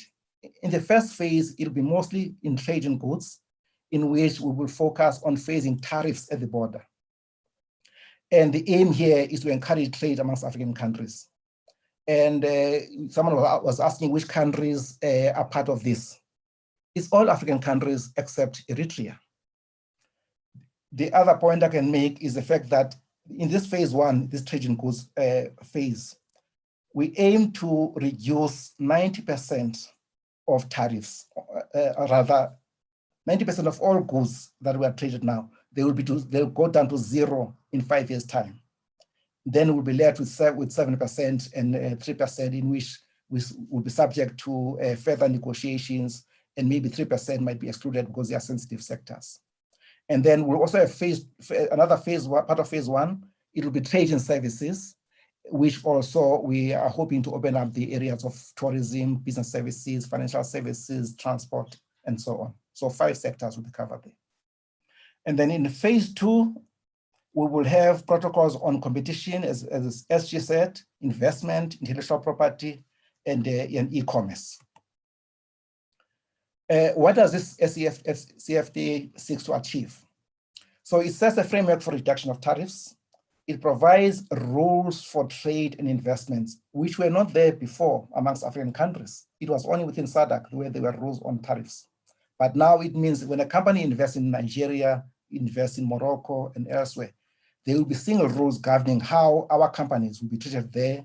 They will be treated as companies in those countries. They won't be treated differently. It also means that there'll be uniform rules as to how your goods at the border will be treated and so on. And there will be provisions for dealing with trade disputes and so on. So I will try to skip this because they were mostly covered, and maybe aim and go to the area of the architecture. So what I can say about this agreement is the fact that it is not just one of the largest trade areas ever established. It is for South Africa one of the most comprehensive that we've ever entered into. We've got an agreement with the EU. We've got an agreement with the European Free Trade Area. We've got some agreement with the Mercosur region in Latin America, and we're negotiating a preferential trade agreement with India. None of those go beyond trade in goods, tariffs at the border. So this one is comprehensive in that it covers trade in goods, it covers trade in services, it covers rules and procedures for dispute settlement. It will also include investment, intellectual property, and digital trade. And this agreement also establishes the secretariat, the AfCFTA secretariat in Accra, Ghana. And just now, the person who was speaking, he is the first ever Secretary General of this AfCFTA. He's based in Accra, Ghana. In terms of where the agreement is at this stage, I think the Devin start to touch on that. But what I can say is that in December last year, the summit of heads of state decided that this agreement must now be implemented because negotiations on trading goods were finalized. And therefore, the requirements for this agreement now to work where trade we can say they are trading under this agreement would be that all the members who want to benefit, they must all have ratified the agreement. Secondly, they must have exchanged tariff offers. That is how they will reduce tariffs at the border amongst the rules of origin that have been agreed to. And countries, because now you have signed this agreement, it's now part of your international law, you have to now make it domestic, a national law. So for that, you must put in place your own legislation so that you can trade this agreement as if they're part of your goods at the border. And then lastly, this agreement, it must be based on reciprocity. There's no point in me opening up in areas that are sensitive for me, and yet on your side, you've closed all the areas that I'm interested in. So there must be some sense of it being mutually beneficial. In terms of where we are currently, as I said, 54 members of the AU have ratified and only one have not ratified. So this indicates to you that it's got political support. There is political will to make it work. And then of those 36, now the SG just told us 37 have ratified the agreement. And then in terms of the regional blocks, all I can say is that EAC, which has got 6 members, 3 have not yet ratified. ECOWAS in West Africa, which has got 15 members, Cape Verde, Benin, Guinea-Bissau, Liberia have not ratified yet. In terms of the individual members that have ratified, is Sao Tome and Principe, and is Egypt, Mauritius, Malawi, Zambia, and Mauritania, which is part of the ECOWAS region. Now, in terms of South Africa and our region, as you might know, when we negotiate trade agreements, particularly trade in goods, we don't negotiate as South Africa, we negotiate as part of SACU, Southern African Customs Union, which includes Botswana, Swaziland, Lesotho, and Namibia, Eswatini, it's no longer Swaziland. So all of us have ratified except one country, which is Botswana. So, but it doesn't stop us from implementing the agreement in that although it has not yet ratified, it has agreed that we as the customs union, we can implement the agreement. So what we have done so far, as is required, we have submitted our technical sound offers. We have also published our domestic legislation, and therefore we are now ready to negotiate with countries outside or regions outside SADC, countries with whom we don't have currently free trade agreements. So that's where we are at this stage as a region. So at this stage, we foresee that we will negotiate with Egypt, which has ratified the agreement, but they've yet to finalize their offer because they are now busy revising it. We hope to also negotiate tariff offers with the EAC in East Africa, as well as ECOWAS in West Africa, CIMEC in Central Africa, as well as Sao Tome, which has ratified individually. In terms of how the agreement, as I've said earlier, it will take, it will phase down over 5 years with the view that each year, 20% of tariffs will be dropped down until by year 5, 90% of all goods traded will be trading at 0. And then for least developed countries that are very poor, it means they'll be giving a longer period of time, 10 years, within which to reduce their tariffs at the border. So now, given where we are, what are the next steps? The summit is giving us that you must finalize all the built-in agenda by June 2021, which is, we've got now 2 months left. And that includes negotiating the remaining rules of origin as well as tariff offers. And also we need to finalize negotiations on trade and services. So that's in a nutshell where we are at this stage. In terms of the risks, as you know, as we open up trade, lower tariffs and so on, there are challenges in that now you may lose industries as you get more imports coming to your country. And that can affect not just production, but also employment. So that's one of the risks we need to look at. And also there are also challenges that there may be others from outside the continent who may try to bring their country, their goods through the continent and pass them as if they are coming from the continent. And hence the need for us to have very strong rules of origin and enforce them so that we don't allow goods from outside the continent to pass on as made in Africa goods. And therefore, for us to deal with this issue, we need to have strong trade remedies. That is where there are surges of goods flooding our markets. We need to have measures to try to safeguard our markets. We must also have these rules of origin that are going to ensure that we cover ourselves and ensure that goods are made on the continent. And also we must have standards that are across the continent. And in this regard, our customs authorities at SARS, they are working at looking at this threat and with the view to making sure that they've got enough capacity to implement.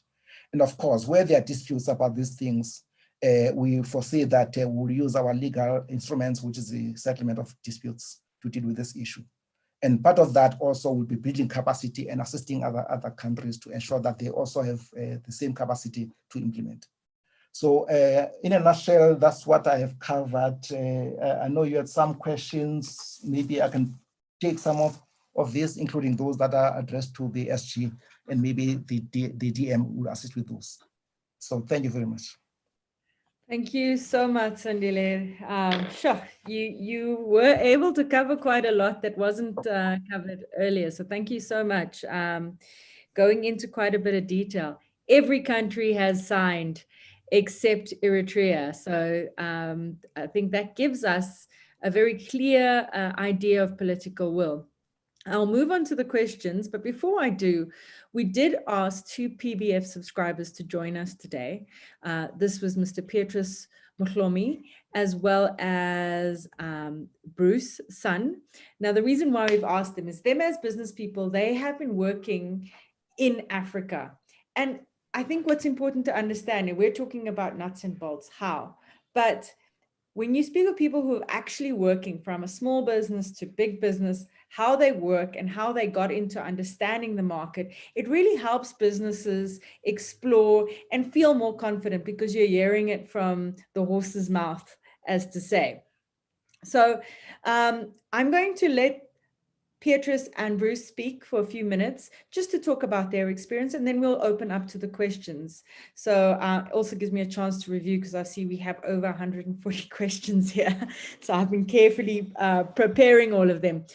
Petrus actually comes from a very interesting background, coming from a blue chip company, experienced very much in the sense of FCMG, as well as be heading up logistics and trade. He knows firsthand how things are experienced between export. He's now started his own business. I'm sure he will talk to you about it. He does market assessments, and he's worked with the PBF recently to produce a masterclass on how to assess whether or not market is right for you.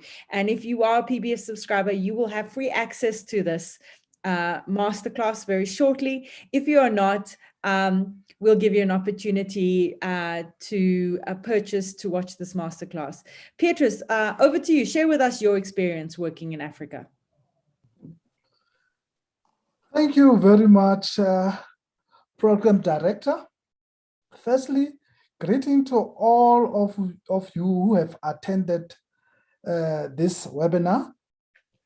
As Sasha has mentioned, I'm a PBF subscriber and also a seasonal procurement executive. Currently, I'm a director and a co-founder of Sambo Town Pty Ltd, a source and supplying company within construction industry. Today, I am delighted to share my positive business experience of working in Africa, as I was working at Coca-Cola Africa for almost 13 years.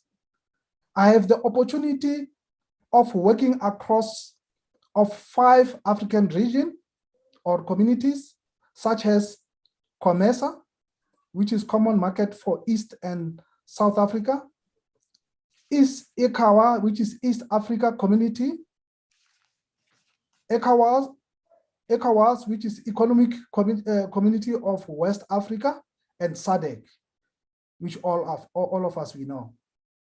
I believe that the implementation of AfCFTA came at the right time, as African continent is blossoming with economic opportunity.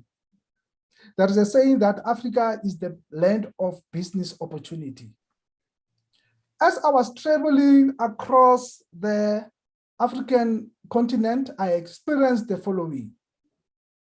The continent has the fastest growing population in the world and is the youngest continent in the world because of it has a lot of youth. Its rapid growing cities and market, which present an excellent potential business opportunities. Rising and increasing of educated urban middle classes, The growing middle class is a very positive thing for Africa, but it has strained the capacity of the continental infrastructure.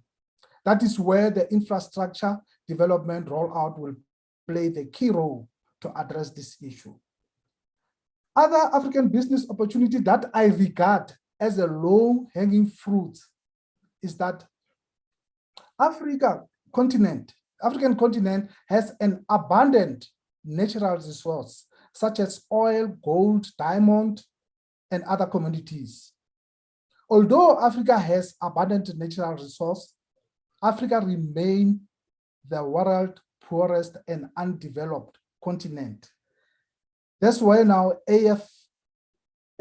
AfCFTA is here to address the challenge in terms of advancing the industrial development initiatives. One issue that I really realize in going to Africa market, there is a lot of focus around entrepreneur and an SMME. Entrepreneur activities have grown at a higher rate than in other regions, and youth, together with women, are heavily participating in the business of selling goods in the formal market. Hence, supporting of SMME development and entrepreneurship will be crucial in enhancing the AfCFTA goal of doubling African economy by 2035. Another key critical low-hanging fruits is around the farming and agricultural opportunities. According to Grow Africa, about 60% of arable land, and it has $1 billion in investment potential opportunities. Agriculture in Africa has a massive social footprint.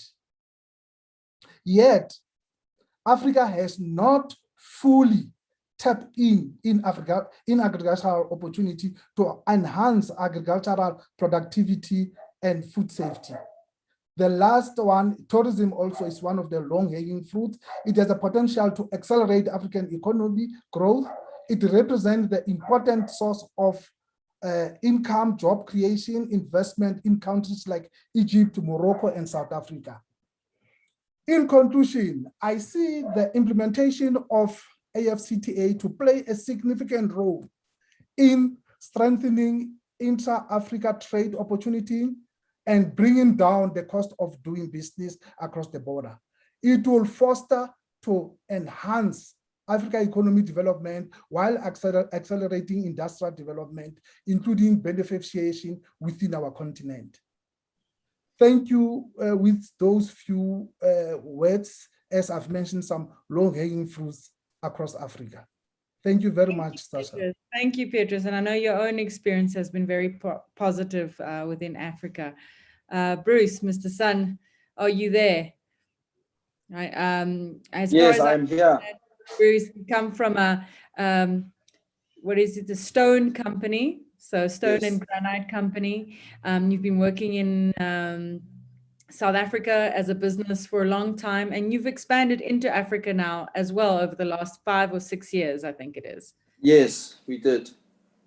Tell us more. Thank you very much, Program Director, Ms. Sasha Müller, PBF Convener, Sipho Mbele.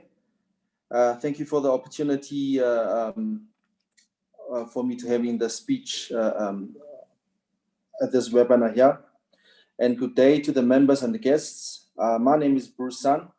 I'm a member of PBF.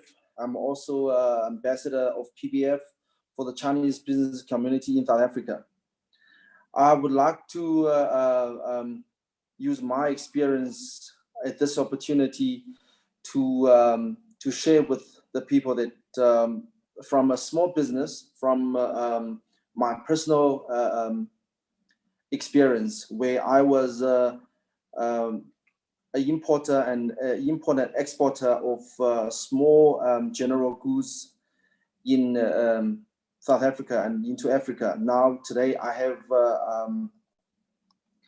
3 small processing plants of the marble and granite, which in Johannesburg, Pretoria, and Durban. And I'm in this business now for more than 20 years. And recently, the past 5-6 years, that I have been invited to look into the neighboring countries where we have the opportunity to explore or mine the granite at the quarries in Mozambique and in Namibia and Zimbabwe. As for the impact of COVID-19 pandemic, at this moment of time, the socio-economic recovery from COVID-19 now, it's for us, for the small business like us, is very crucial.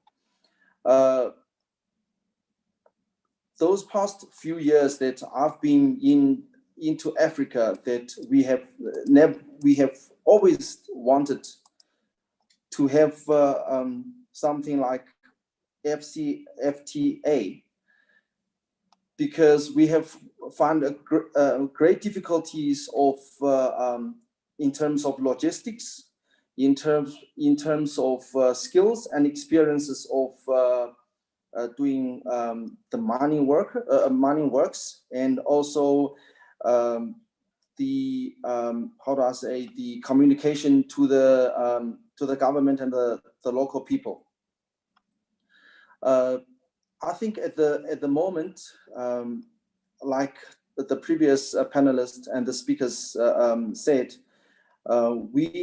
everywhere we go in Africa, even in South Africa, that when we try to develop into a small business, we find a great difficulties in terms of skills and experiences, where especially in the rural areas, especially where like the quarries that we want to get into, there's people that they don't want us to go. They want us to stay. They don't have the skills. They're eager to learn, and they're very humble to learn.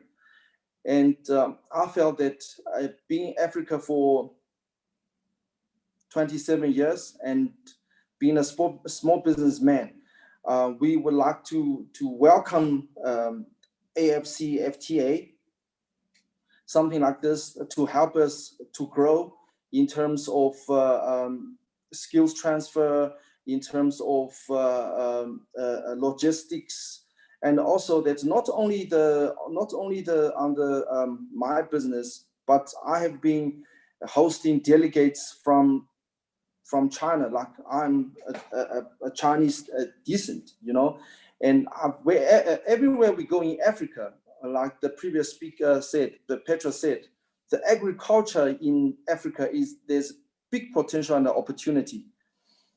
That is also, there's some sectors, that is also one of the main sectors that we need to look at, and like in terms of the young people, and then the women, the female, they also eager to learn and very humble to accept, the investment from anywhere, because they're eager to change.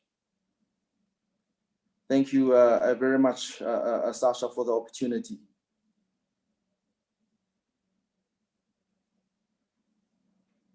Unmute, Sasha. Hi, Sasha, unmute? you can unmute. Thank you very much, Bruce. Let's try again. I've noted, convener, that the deputy minister has to depart.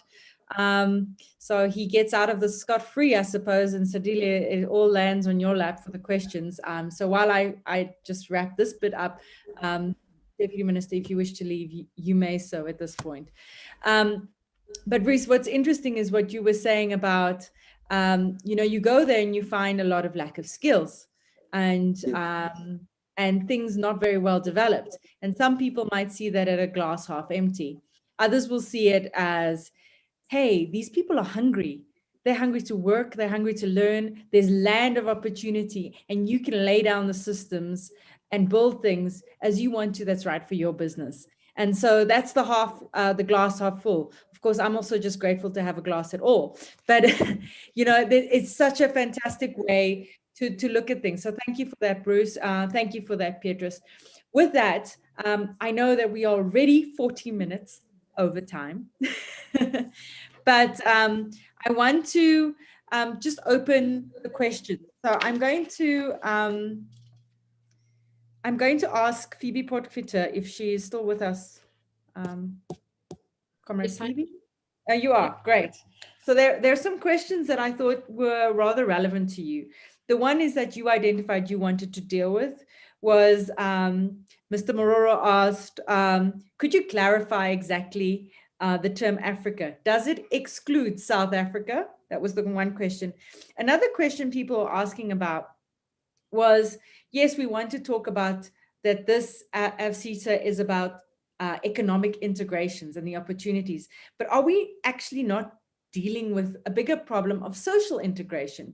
You know, with so many different currencies and so many different languages and cultures, how do we deal with it from a perspective of social integration? And that also then talks to, we might have an agreement in place, agreement may be implemented, but then Africa is also known for a certain level of instabilities, insurgencies, wars, etc. How would you see AfCFTA playing a role in help unifying things from that perspective? Thank you. Okay. Wow, that's quite a mouthful, but thank you very much. And I think that the inputs from our various panelists were really great in highlighting what are the other issues. Let me come to, I mean, of course, South Africa is part of Africa. I think that one of the legacies of apartheid and colonialism is the fact that we wanted to create, I suppose, an Australia or a Canada or a USA in Africa.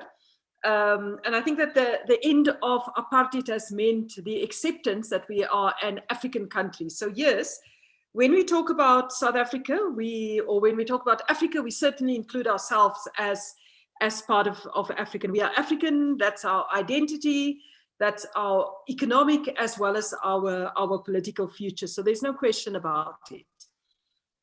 The second issue about the AfCFTA and integration is an important issue, because if you look at Agenda 2063, which is the AU long-term vision for the next 50 years, which is then broken down into 10 years implementation plans. The AfCFTA is just one of those priority projects of the Agenda 2063. For example, we have the single African aviation market that looks at how do we integrate our aviation market so that you can grow African airlines and you can make sure that we're able to fly anywhere in the continent. The other project is, for example, the regional energy pools. How do we pool our energy resources? And we see different initiatives that's happening. I mean, for example, in SADC, and the DRC is also part of SADC, there's the Grand Inga Dam. In East Africa, Ethiopia is building and nearly completing the Grand Ethiopian Renaissance Dam. And it's not just providing electricity to Ethiopia, but also to surrounding countries, Eritrea, potentially Djibouti, Kenya, South Sudan, as well as Sudan. So those kind of regional projects, infrastructure projects, is very important, because at the end of the day, if you want to move goods and people, you need to have infrastructure, roads or rail or airlines. And that's why all of these projects are part of the Agenda 2063 priority projects that I've mentioned. But I do think that you touch on an important point, Sasha, about the importance of people-to-people contacts. Because at the end of the day, if you look at how you build up networks, you either build it up through your parents, so you get the opportunity to do a internship or a what do you call it? What law students do, at somebody's firm because your parents know them, or there's a contact through the church, or there's some form of contact, that social networks that you've built up. And we need to look at it in the same way in relation to building people-to-people contacts in the African continent.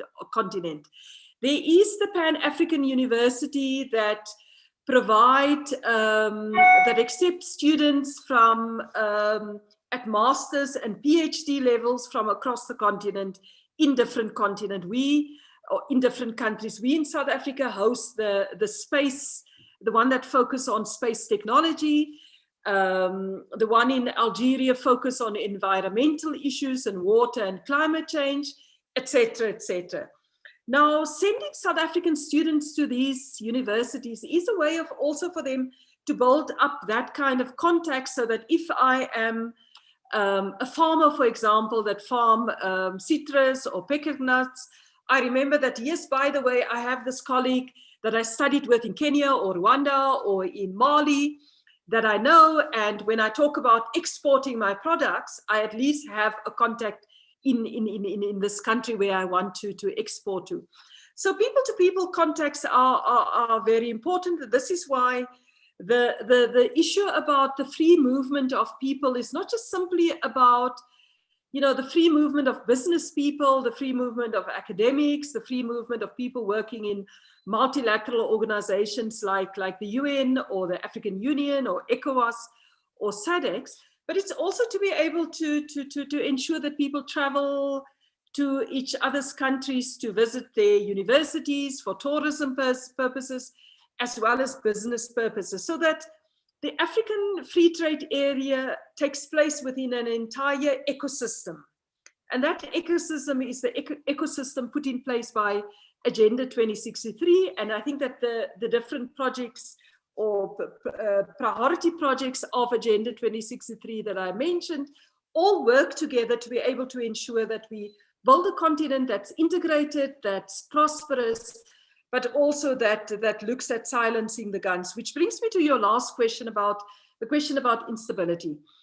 If you compare the continent today in 2021 to, say, 1991 or even 2001, it's absolutely clear that the number of conflicts have dramatically reduced.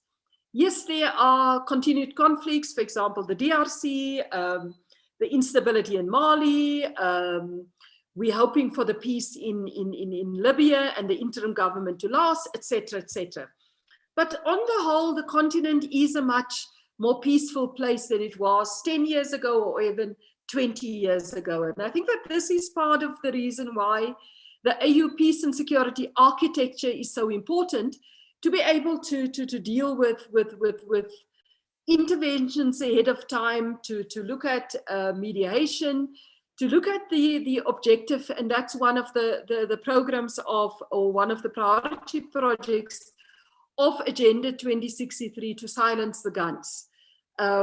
It's probably going to be an ongoing project, because, you know, where there's human beings, we tend to fight, and especially when male human beings are in control of government and the economy, then they tend to fight. But silencing the gun is a key project of Agenda 2063.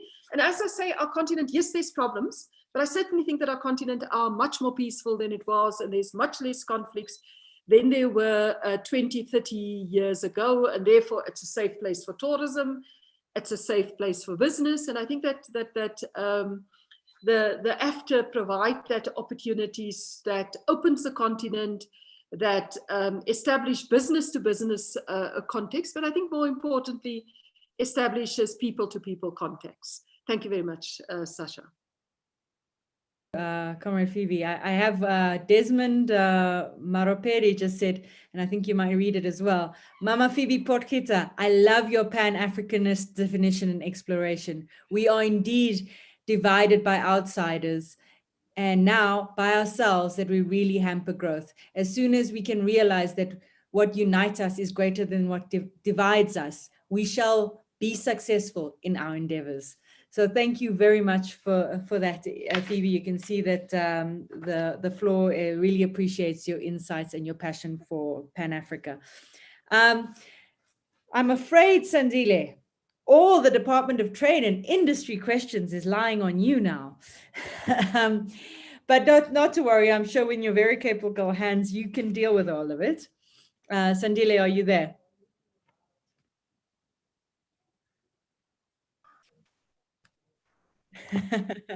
There you go.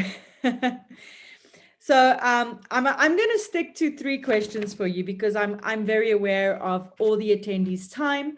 After these 3 questions, the rest of the questions we will email to the office to be questioned. I just want to say one comment actually from Devin Clark. He said, and this is actually related to the minister, but I thought it was great for the DTI in general. Amen, Minister. Rise, Africa, rise. Let's build an inclusive economy for us all. So I have a question here from Rosaline. The Department of is there a way that the Department of DTI can assist female entrepreneurs to grow an exhibit at She Trades Global in Dubai? That is the first question. So it's a hands-on question. The second question is, will free trade movement, and this is from a journalist, will free trade movement in Africa come into effect? How will this impact operations of migrant cross-border traders and small business owners? And then the third question, capacity building of Afcfta on agricultural trade. Actually, I can see through the questions and answers and chats, and even from our subscribers, agriculture sees a massive opportunity. I noted that it was not one of the industries that were raised immediately. Is there a short-term opportunity for Africa agricultural trade through AfCFTA? Thank you, Sandile.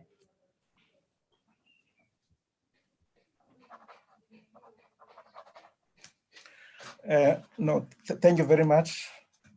I think with regard to the first question as to whether there is opportunity for for female entrepreneurs to exhibit in Dubai, what I can say is that the DTI has a range of incentives. We've got 10 incentives called EMEA, which stands for Export and Investment Scheme, in which we support entrepreneurs who want to exhibit in other countries to meet with potential buyers as well as potential traders. So there is an incentive scheme that is run by our sister division, which is called Trade and Invest South Africa. So if you can drop me an email, which I think you can get from the organizers, but I can give it to you. It's Tyini, STYINI@thedtic.gov.za. So I could channel you to the right people who can advise you on support to go for an exhibition. I thought the other question was whether there will be an opportunity for free movement of trade goods across borders, as well as informal traders. The first phase is in particular aimed at addressing that. It's there to ensure that there's free trade of goods across borders. So it puts in place regulations, rules for how this trade these goods are gonna go across borders. So exactly, that's what it's all about. It's about free trade of goods across borders. With regard to informal traders, I guess the question there, what kind of goods will they be trading? So if it's normal trade, manufactured goods that meet the standards, definitely there would be opportunities, but the question is what kind of goods do they meet the standards and so on. So insofar as the implementation of this agreement is there to be implemented by the governments of the countries that are members or part of the AfCFTA. There's 54 members that are currently part of the agreement. So it means the individual governments are there to support their businesses, their companies, and their entrepreneurs to be able to trade under this agreement. So we as a DTIC, we've got different arms. The trade relations dealing with the governments of those countries to ensure that when we have got this agreement in place, we ensure that they meet the rules, we deal with issues of disputes, and we interpret the agreement where there's uncertainties. We explain these rules to businesses. There is another division of the DTIC called Trade and Invest Africa. Their role is to hold the hands of the companies and help them to ensure that they are able to trade under this agreement. So they are responsible for the implementation and assisting the companies to understand opportunities, to help expose them to opportunities, as well as to support them when they go to these markets to look for potential buyers, potential customers, and so on. So we've got different instruments in place to support entrepreneurs. And we've got another division called the Industrial Development Division. Its role is to ensure that South African companies are supported, they're able to produce the kind of goods that we want to trade. So currently, most of the manufactured goods that the continent trades in is made outside the continent. So there are incentives in place to support domestic companies to ensure that they build the standards, the capacity to produce products that are able to be exported to the African continent. Of course, in those countries that we are also part of this agreement, their governments will also do the same thing to encourage that their companies are able to produce the goods that are made for exports. And also what this agreement also does, it provides an incentive for investors outside the continent to be able to produce the goods that we don't have the capacity for. Because now this agreement provides a very large market of over 1 billion people. So it means that our continent will be attractive for investors from outside to come and invest because they can see a big market. So what you're gonna see a lot of investors from outside the continent coming to partner with domestic and local companies to produce the goods so that, so the opportunities are not just gonna be just for trade, but it will also be coming from investors. Insofar as agriculture is concerned, agriculture is part of the agreement. It's trade in goods. It means it includes agriculture. Of course, within agriculture, there will be rules for issues such as sanitary and phytosanitary standards for health and safety issues and so on. So each government has got a Department of Agriculture that can assist those companies to ensure that they meet the requirements. So part of the agreement has also got a protocol on sanitary and phytosanitary standards. So that will be used as a guide as to what kind of standards agricultural goods needs to meet in order for them to trade under this agreement. So in a nutshell, that's what I can say. Yeah, thank you.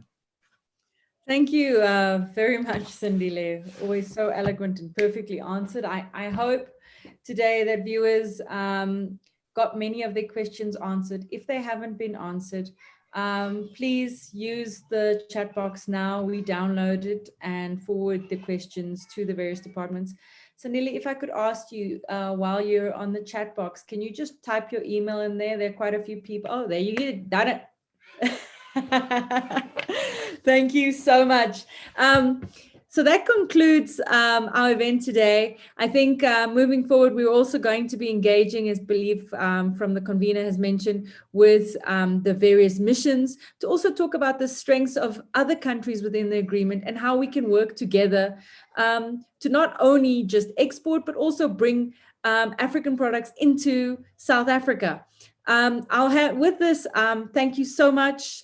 To the DTI, thank you so much to Phoebe. I'm going to hand over to the convener to do the conclusions and just the final poll. Thank you, everybody. Thank you, Sasha. Let me not take more time. Let me thank Sasha for being a program director and navigating the program. Thank you to the GM of the ANC, Comrade Phoebe Potgieter. Thank you to His Excellency, the Secretary General of South Africa, African Free Continental Trade Area, to the Deputy Minister, Sandile, Petrus, Bruce, thank you for your participation. Thank you for the participants, those who attended this event, the PBF team, Seth, and everyone. Moving forward, what we'll do as Progressive Business Forum, we will action the discussion of this meeting. Amongst others, follow up on the questions that have been raised. We'll also ensure that we're able to follow up with the countries that people want to do business with. There are key issues that emanated from the input, and we are going to implement that. Let me not take most of your time. Let me thank you again for your participation. We are going to host another event next month that will focus on ministerial briefing. On that note, let me say thank you, and let me